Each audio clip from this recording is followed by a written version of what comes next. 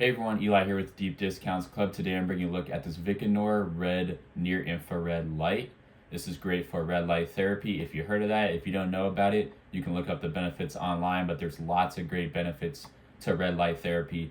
This has both red light and near infrared, and it's from Viconor. I have used many of their red light products in the past, and I can say with confidence that they are reliable, they are high quality, and they get the job done. Let's go ahead and open this thing up and see how it works. So here is the light. We've got these screws on top. That is for attaching these hangers in case you want to hang it up. But it's also got this nice stand on the back here to go ahead and just rest it on your desk.